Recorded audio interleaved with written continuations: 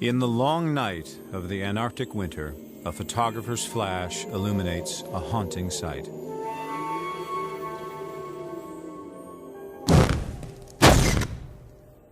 The year is 1915, and a British ship, the Endurance, is trapped in a vast sea of ice. The rare photographic images record for the ages an extraordinary true-life drama. 28 men stranded at the end of the earth, beyond all hope of rescue. The story of these men and their leader, Sir Ernest Shackleton, is a saga of heroism and human endurance that will forever be regarded as one of the greatest adventures of all time.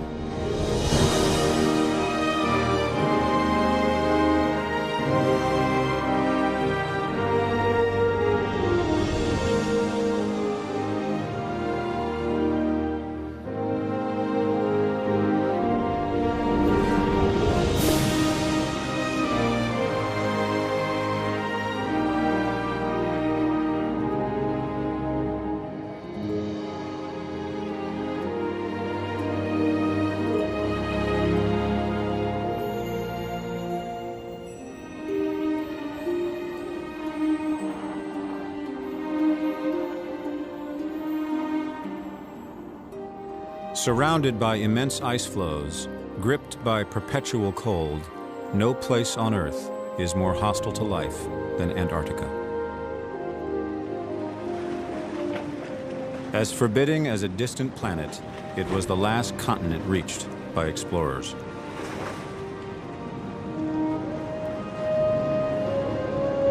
For some, like Ernest Shackleton, this frozen realm at the bottom of the world became an obsession. I felt strangely drawn to the mysterious South. I vowed to myself that someday I would go to the region of ice and snow and go on till I came to one of the poles of the Earth, the end of the axis upon which this great round ball turns.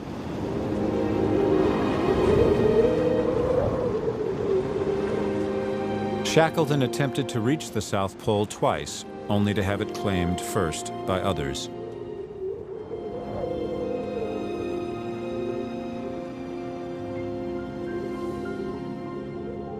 He set his sights on a new dream: to be the first explorer to cross the entire Antarctic continent on foot.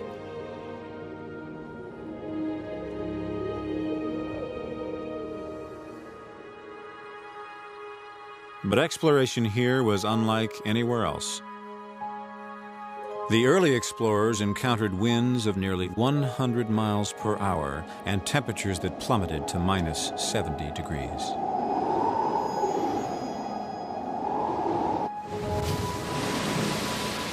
Yet they also discovered a place of wild, unearthly beauty.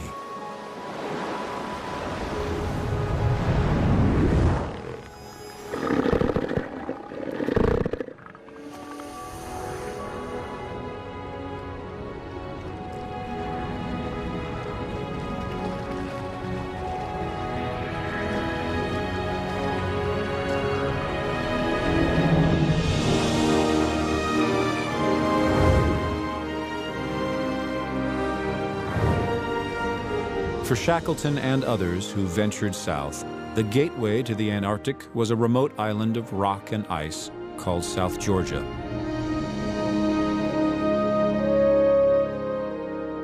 Whaling stations here were the last outposts of civilization. In November 1914, the Endurance sat at anchor taking on final provisions, her crew eager to make history. Born in Ireland, already a British national hero, Ernest Shackleton was a man of towering ambition and boundless optimism. He saw his expedition as the last great polar journey of the heroic age of exploration. By dog sled, he would travel 1,500 miles across the continent. But to reach the starting point at Vassal Bay, he would have to navigate the uncharted waters of the Weddell Sea. The trip would be documented using both still and motion picture cameras by Australian Frank Hurley, who would go to any extreme to get a shot. Shackleton handpicked most of his crew in England, including trusted friend Frank Wilde and the ship's captain, Frank Worsley. He is said to have posted an unusual recruitment notice. Men wanted for hazardous journey, small wages, bitter cold, safe return, doubtful. 5,000 volunteered, but in all, it was a company of just 27 scientists, officers, and seamen.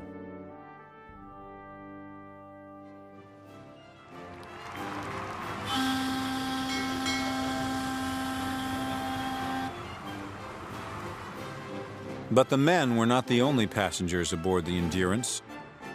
With them were nearly 70 Canadian sled dogs, uneasy at sea and in constant need of attention.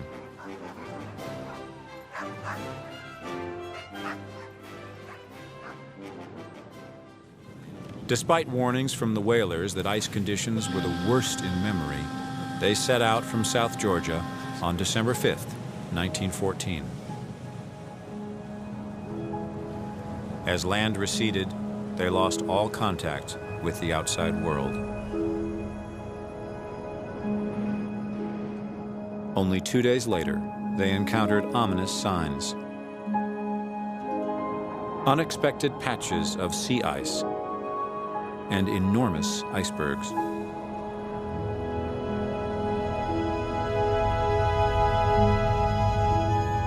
Soon, an increasingly dense jigsaw puzzle of ice floes slowed the ship. But the Endurance, named from Shackleton's family motto, "By endurance we conquer," was one of the strongest wooden ships of the day, with a bow 4 feet thick. Photographer Hurley wrote in his diary, "All day we have been utilising the ship as a battering ram. We admire our sturdy little ship, which seems to take a delight herself in shattering the floes in grand style."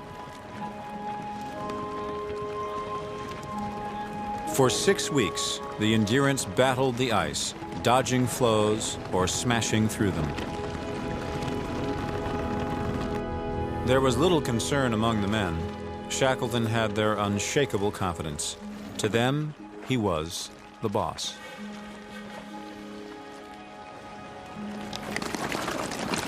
But as they headed deeper into the Weddell Sea, ice compressed around the ship. To save fuel, Shackleton stopped the engines. When the temperature dropped sharply, it sealed their fate. The Endurance was frozen solid in a sea of ice.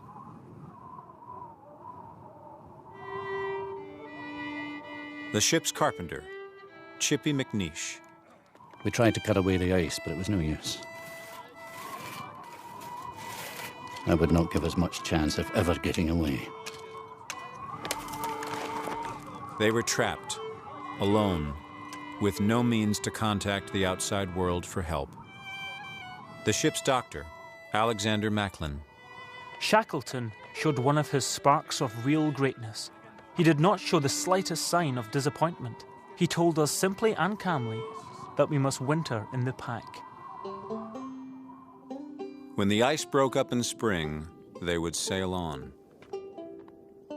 As Hurley recorded, life took on an almost pleasant routine.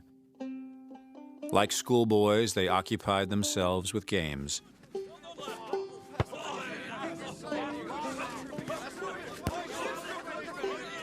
To sustain morale, Shackleton kept everyone busy and everyone equal.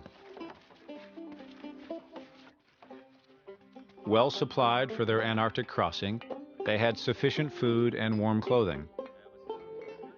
He had the carpenter McNeish build comfortable living quarters they called the Ritz, where nightly amusements included sing-alongs and toasts to loved ones back home. Succumbing to winter madness, the men all shaved their heads and posed for Hurley.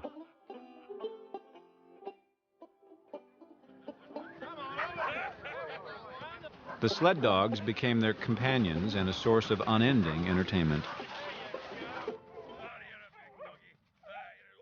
They took well to the snow and slept in ice caves and so-called dogloos.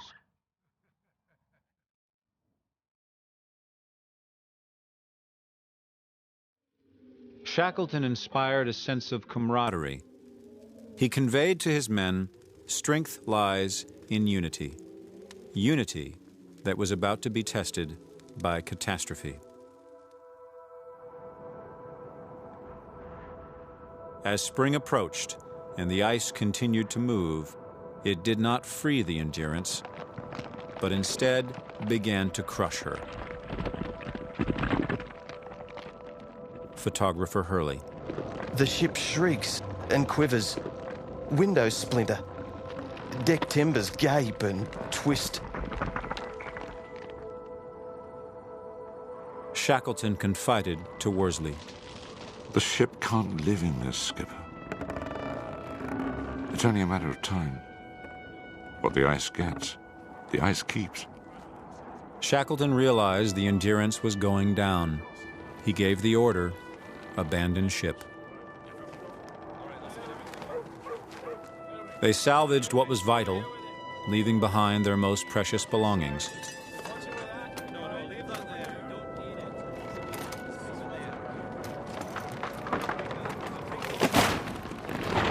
We had learned to love her, and it was awful to witness her torture. The ship that had been their home and hope for 326 days was now gone. It was their darkest moment.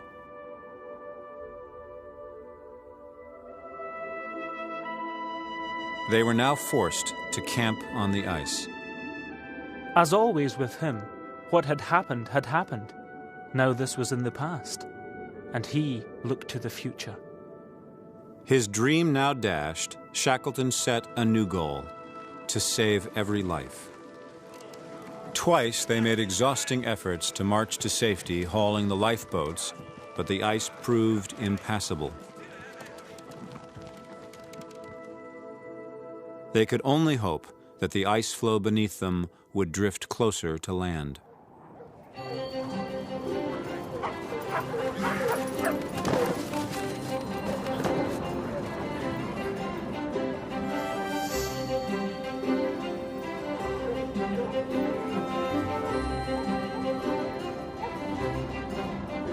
They called their new home Patience Camp because all they could do was wait.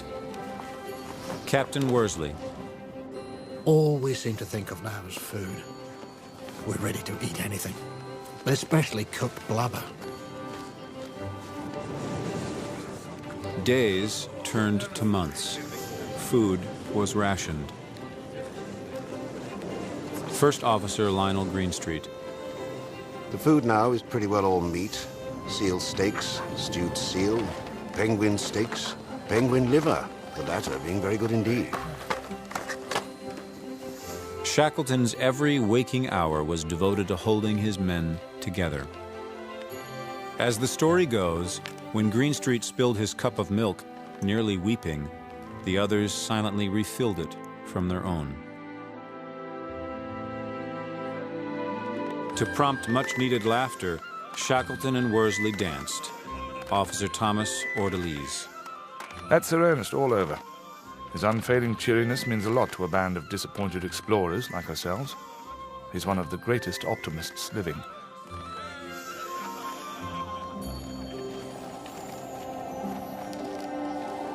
But the men were growing weary, their clothes always wet, their hunger never satisfied.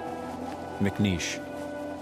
I'm sitting in my bag reading this, and my hands are just about frostbitten.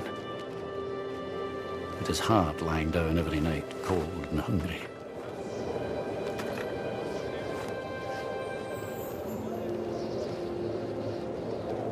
After 5 long months on a drifting ice floe, a curious motion was detected, the swell of the ocean beneath them. The ice was breaking up. Soon it would be possible to launch the lifeboats and set out for land.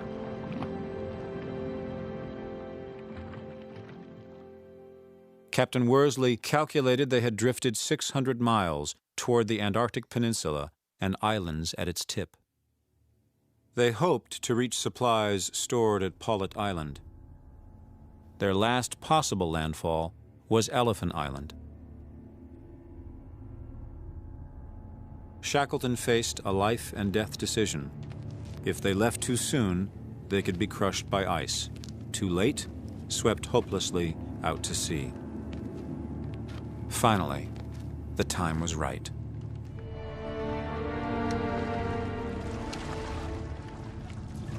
Seaman William Bakewell.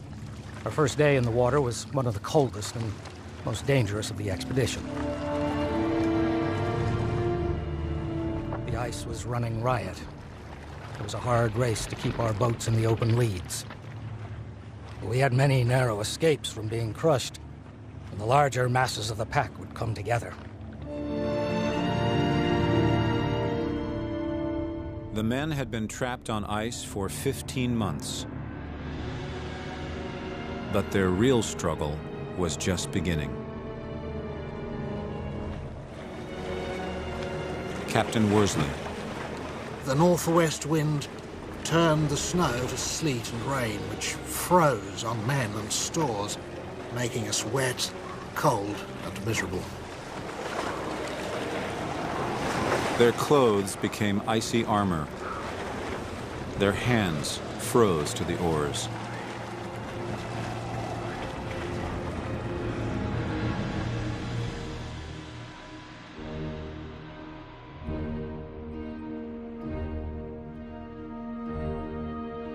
In the gathering dusk of the first night at sea, Shackleton ordered his men onto a small floe. The meager comforts of this floating camp would prove the last of their voyage.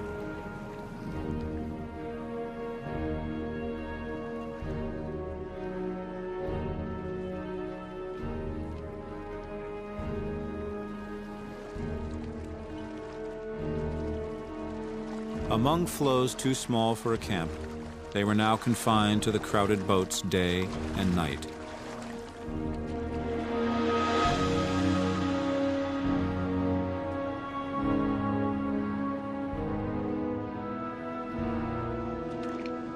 Shivering in icy water, the men tried to snatch minutes of sleep. The long-awaited escape had become an ordeal of hardship and suffering.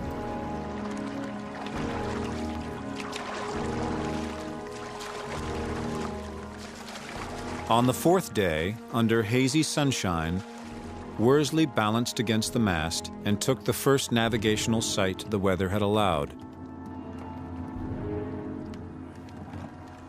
Not a single mile had been gained. Instead, the currents had carried them backwards 30 miles.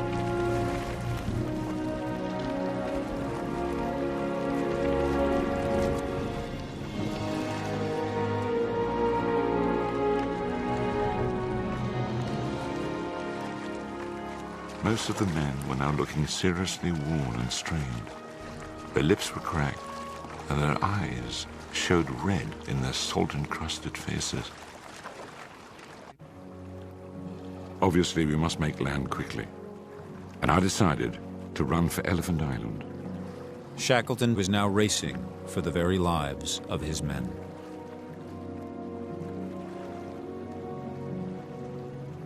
At dawn on the sixth day, the sleepless men at last beheld a glorious sight.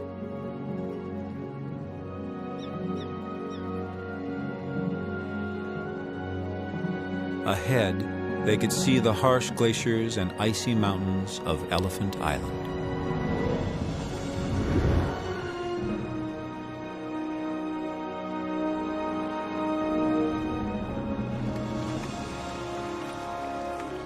But as they approached the rocky coast, they encountered a tidal current so strong they could make no headway.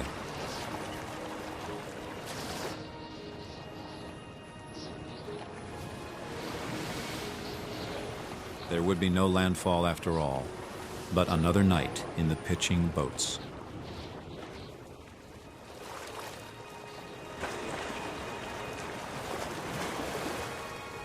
Shackleton, who had barely slept since leaving Patience Camp, would call it a stern night.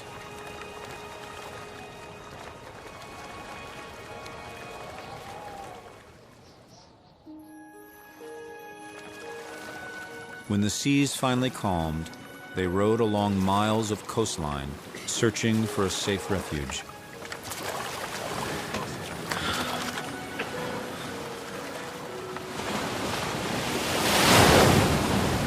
They sighted a narrow beach of surf-beaten rocks. 2 days and nights without drink or hot food had played havoc with most of the men. I decided that we must face the hazards of this unattractive landing place.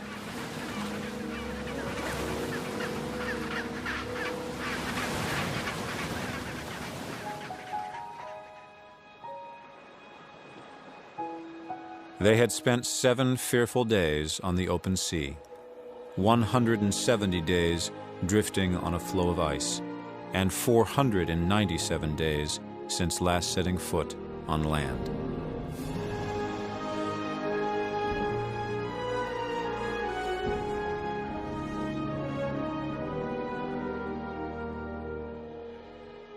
But this remote island offered no hope of rescue. Shackleton decided on a desperate gamble. He ordered McNeish to strengthen the largest lifeboat and add a sheltering deck. Skillfully, the carpenter prepared the battered boat for a long voyage. Shackleton would try the impossible, an 800-mile sail in a lifeboat across the roughest seas on Earth back to the whaling stations of South Georgia, the only direction permitted by winds and currents. In the 22-foot lifeboat named the James Caird, Shackleton and 5 others set out, leaving his friend Frank Wild in charge with a letter. In the event of my not surviving the boat journey to South Georgia, you will do your best for the rescue of the party. Convey my love to my people, and say I tried my best.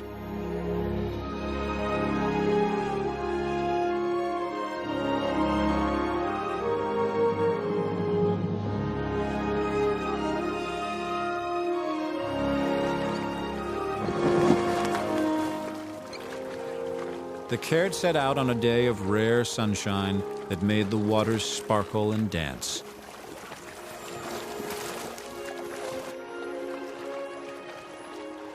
Mocking the impossible odds, Shackleton joked with Worsley. I know nothing about boat sailing. That's all right, boss. I do. This is my 3rd boat journey.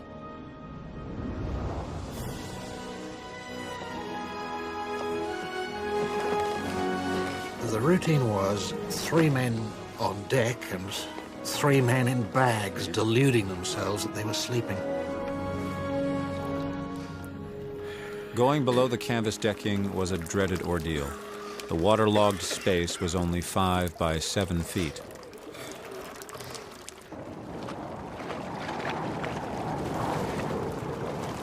On the 3rd day, Worsley got his first glimpse of the sun to fix their position. Overcast skies and heaving seas made it almost impossible to use his sextant to navigate. Yet, if Worsley were off by even half a degree, they could miss South Georgia altogether and disappear in the open ocean.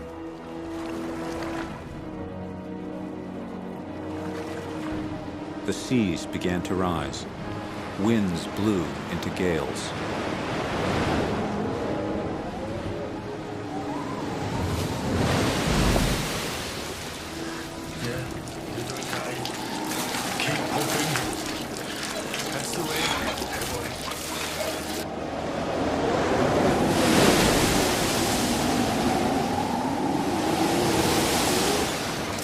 We were getting soaked on an average every 3 or 4 minutes. This went on day and night. The cold was intense. Whenever Shackleton noticed that a man seemed extra cold and shivered, he would immediately order another hot drink, served to all. Back on Elephant Island, Frank Wilde and 21 others faced a different sort of agony, waiting and wondering. They had little protection from the wind and cold, and little source of food but penguins and seals. And they lived daily with the knowledge that no one would look for them here if Shackleton failed to make it. Still, they believed that if anyone could save them, it was the boss. When the sun appeared, amid great cumulus clouds on the 10th day, a spell of fair weather sped the Caird onward. But drinking water was running low. The men were tortured by thirst. Worse, they began to fear they could miss South Georgia.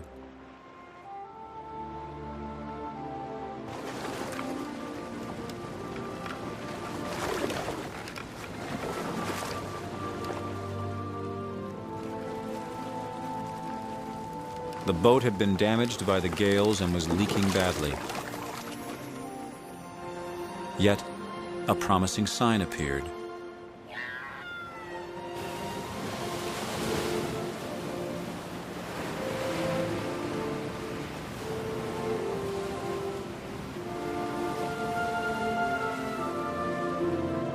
Then, on the 15th day, they sighted land.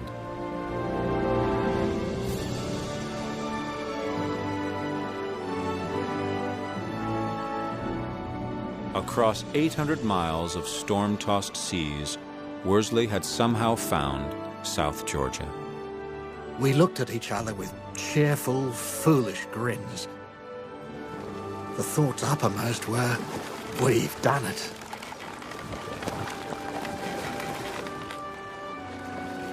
But a rising gale made landing too dangerous. Our need of water and rest was well nigh desperate. There was nothing for it but to haul off till the following morning.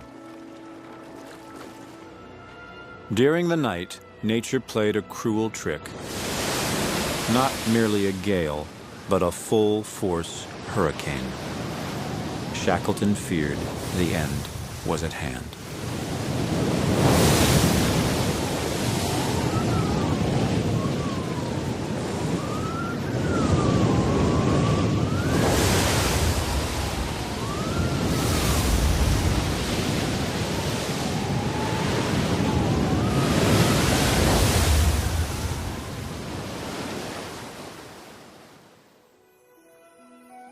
But when the morning dawned, miraculously, the wind had died, and they headed for shore.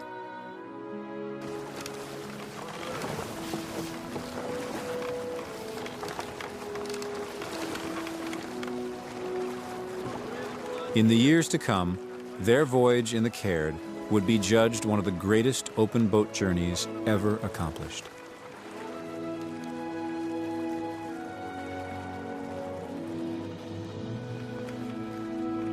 "17 days after leaving Elephant Island, they spotted a small, sheltered cove. In a minute or two, we were inside. And in the gathering darkness, the James Caird ran in on its swell and touched the beach. It was a splendid moment.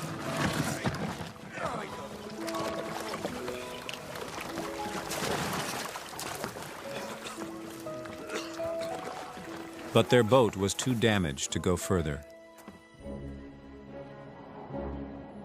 And the nearest whaling station was on the opposite coast across treacherous glaciers and mountains.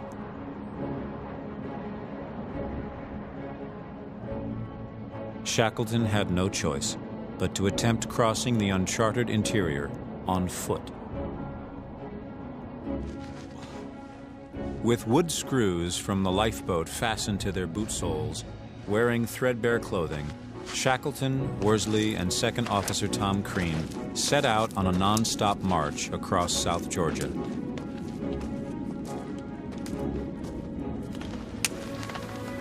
They carried just 3 days' provisions, 2 compasses, a rope, and a carpenter's adze to be used as an ice axe.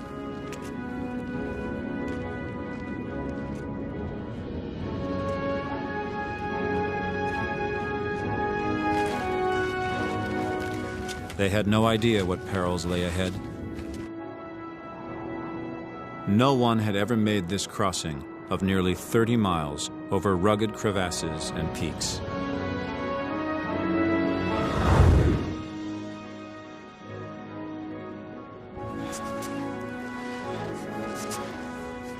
With the end of the first day approaching, they found themselves facing a long and steep descent from a high pass. They could not stop for fear of freezing at that altitude.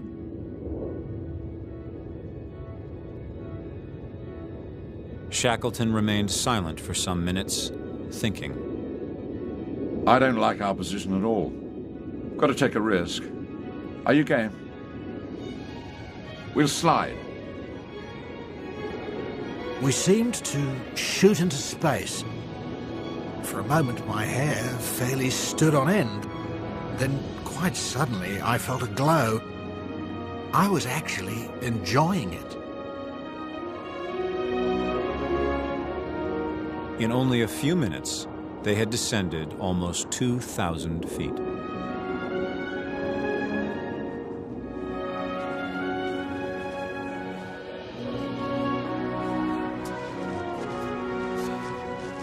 On the second morning, after 27 hours of climbing, Shackleton, Worsley, and Crean struggled up a steep slope.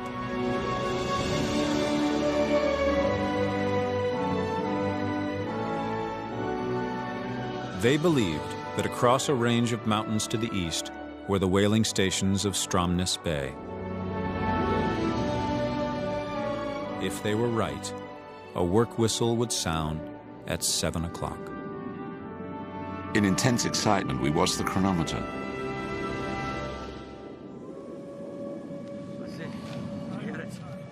Right to the minute, the steam whistle came to us, borne clearly on the wind.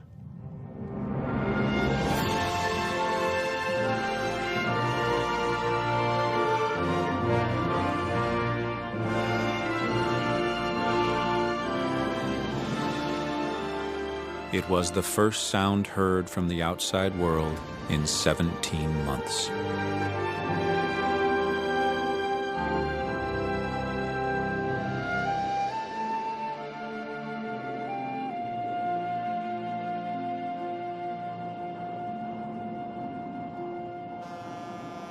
Nearly a century later, on South Georgia, at the same landfall made by Shackleton in the James Caird, a ship arrives carrying 3 of today's most accomplished mountaineers.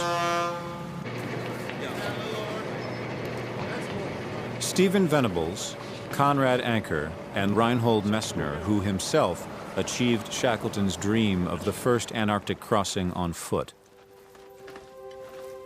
These world-class climbers will retrace Shackleton's route across the island to see what he faced.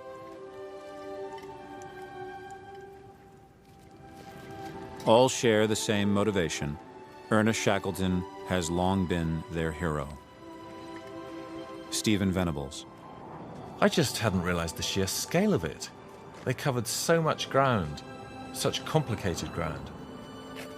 We had to go carefully, slowly, wearing crampons, these special claws on our feet, which they didn't have.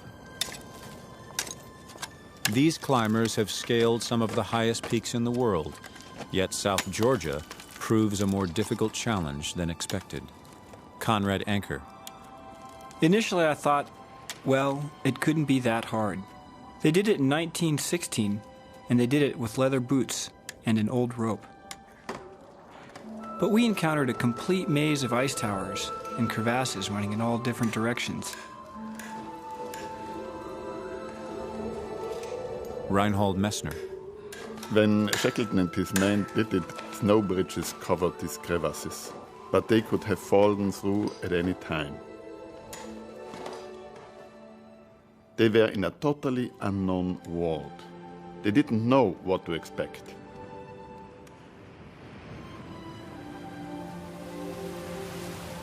You could really imagine their euphoria when they looked down and saw they were going to make it. They got through by ingenuity and sheer determination.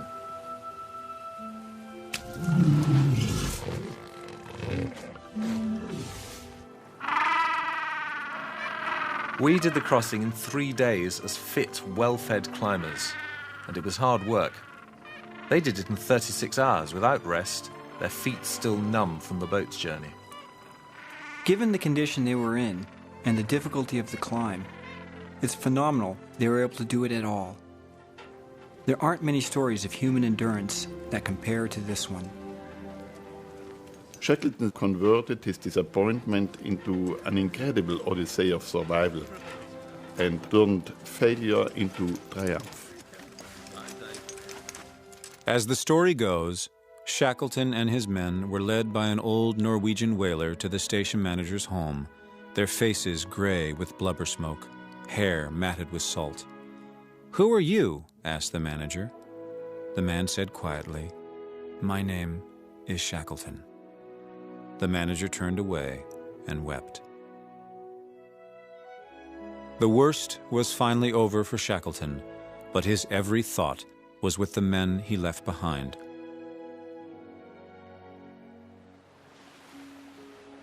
After rescuing the others on South Georgia, Shackleton made 3 attempts to reach the men on Elephant Island, but the ice blocked his path for 4 long months. For Wild and his men, all hope was fading. They began to think the unthinkable. Shackleton had been lost at sea. Then, on August 30th, 1916, they sighted a ship headed toward them.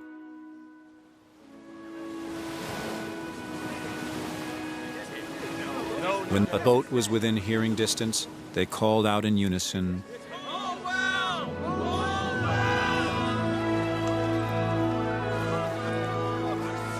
Shackleton anxiously counted the figures on the beach. He turned to Worsley. "They're all there, Skipper. They're all safe." Not a single life had been lost. The story of Shackleton and his men is an epic of the human spirit, of 27 men driven bravely by the will to live, of one leader determined heroically to save them all, no matter what.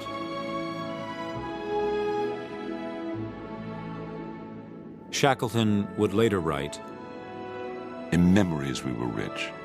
We had suffered, starved, and triumphed.